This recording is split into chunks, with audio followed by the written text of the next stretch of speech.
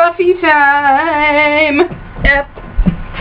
Wearing my Willow and Tara shirt. Alright guys, I am tennyak. This is my review of Buffy the Vampire Slayer. We are on Season 2, Episode 2, When She Was Bad. Alright, oh my god, no! That was the season opener. Episode 2 is Some Assembly Required. It is a Cordelia-centric episode.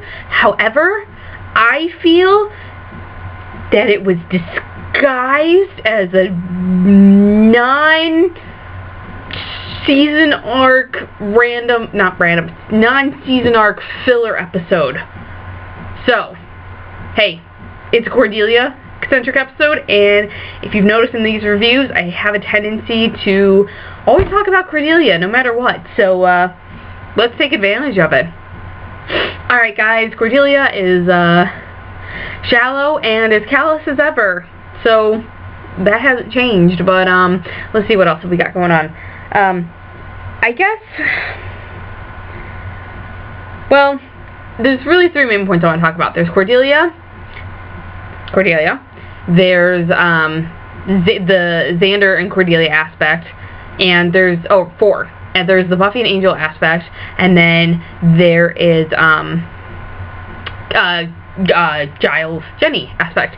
So, Giles and Jenny are finally moving forward with their relationship. It's not really a relationship, so really they're just kind of, I think it's so early on. It's not only early on in the season, but it's also very early on in the development of Jenny's character and the, development of, the Giles and Jenny relationship. So they, are just starting it out. But even though they're just starting it out, I think when Giles made the reference at the end of the episode, when they're all sooty in the fire, you know, he kind of gives her an outing, and she responds by just, you know, putting her arm around him.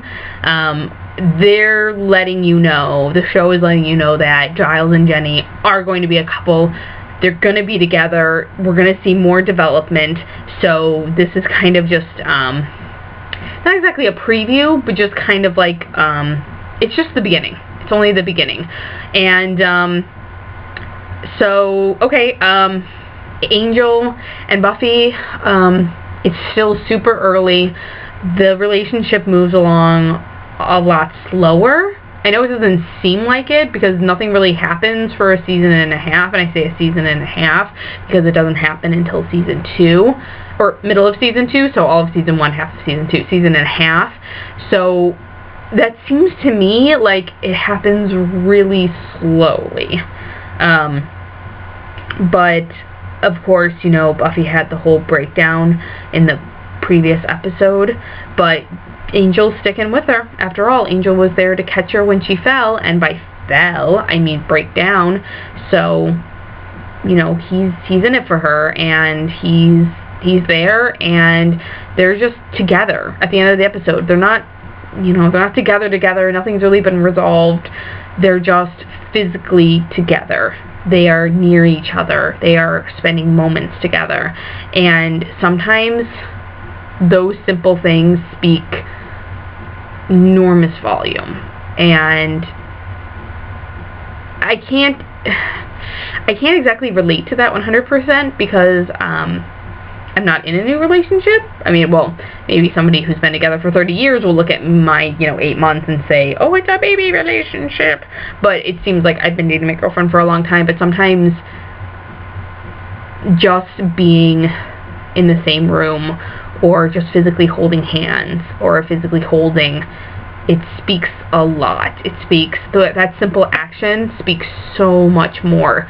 So when Buffy and Angel were together at the end, just walking together and being together, and I think they were even holding hands, that screamed volumes to me. And then when the camera went back to,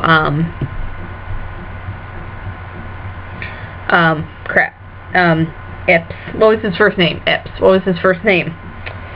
Crap, I can't remember the guy's name. When it went back to his grave, they kind of, I thought it was interesting. They kind of brought the audience back to what the focal point. Daryl Ipps is great. They kind of brought the audience back to what the focal point of the episode, which was about him. But they also, I thought was really interesting, was they it's his gravestone. So to the world, he's dead, even though he was alive for, what was it, 2 years longer than the world thought. That is death. And they like subtly just reminded the audience about death. And what I liked about it is that it was like Buffy and Angel being together, physically together. I'm not talking about as a couple, just physically standing by each other, being with each other, spending moments together, and then it's like they just threw death in your face. And I took that as Angel is dead. I mean, yeah, I know he's a vampire, but he's essentially dead. And they just reminded the audience of that. And I thought that was just really, really beautiful. And I think it would be really funny if whoever wrote this episode, which, I'm sorry I didn't look at the credits, but whoever wrote this episode, if I could hear their thoughts and they were like, no, I totally wasn't thinking that. You're crazy for thinking that deep into it. But hey, this is Buffy. I am going to think that deep into it. So, I think this is the most I've ever talked about Buffy and Angel, and I think this is the most positive I've ever talked about them, because I've stated my case. I don't care for Buffy and Angel. Anywho, so at the end when Xander saves Cordelia's life, and again they're both all sooty, which I just, for some reason, I think that's like hysterical and beautiful in a really weird way. I think it's beautiful that they're all sooty. It's just, I don't know, it's like the emotional damage from this experience is shown on the outside, but the soot can be washed off, and it's saying like the emotional damage that all the characters took because of this episode, it's not much. It's not going to have an effect on them. It'll go away. It'll be washed away just as easily as the physical soot will be washed away. Again, I'm probably thinking way too much into this, but when Xander's talking about how he doesn't have a date, or how he doesn't have, he can't get women, he can't get love, and Cordelia comes up to him and tries to sincerely thank him. All of her walls, the walls that she's built around herself, and the walls that contain all of the crap, whatever crap it is, whatever reason it is, those things have built, those non-tangible things have built this non-tangible wall. And I say not tangible because it's not real. And that all comes down, and Xander just completely ignores it. He doesn't ignore it, he just has no idea. And I think that shows that, one, I think it shows a couple things. One, Cordelia is human. As flawed as she is, she's still human. She's not a bad guy. She's still human. And also that it shows that Xander can get to her. Xander can bring that wall down. That's kind of a spoiler, foreshadowing. And Xander doesn't realize it because he's an idiot. And even when they, okay, foreshadowing, spoilers, even when they are together, it doesn't mean, at least in the beginning, it doesn't mean anything to Xander. It's just physical. I'm not going to say sex, because they never have sex, but it's just the physical. It's just making out and heavy petting, and you know what, back in the late 90s and in high school, being a 16-year-old, it was different. That was like the equivalent to sex. So it's all physical to Xander, and I think that's why he's able to completely miss the point of Cordelia trying to sincerely thank him, because even when they're together as a couple, I don't think even then he appreciates her or notices her on an emotional level, or yeah. So I think, again, I'm probably thinking way too much into this, but hey, this is my review and these are my thoughts.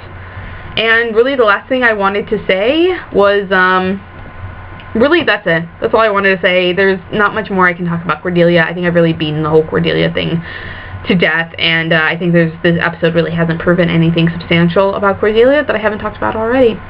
So, okay guys, thank you for watching and listening to my deep thoughts, and you know what, please let me know what your deep thoughts are, okay? I have been Tennyak, and this has been my review of Buffy the Vampire Slayer Season 2, Some Assembly Required. I'll see you guys in the next episode. Bye.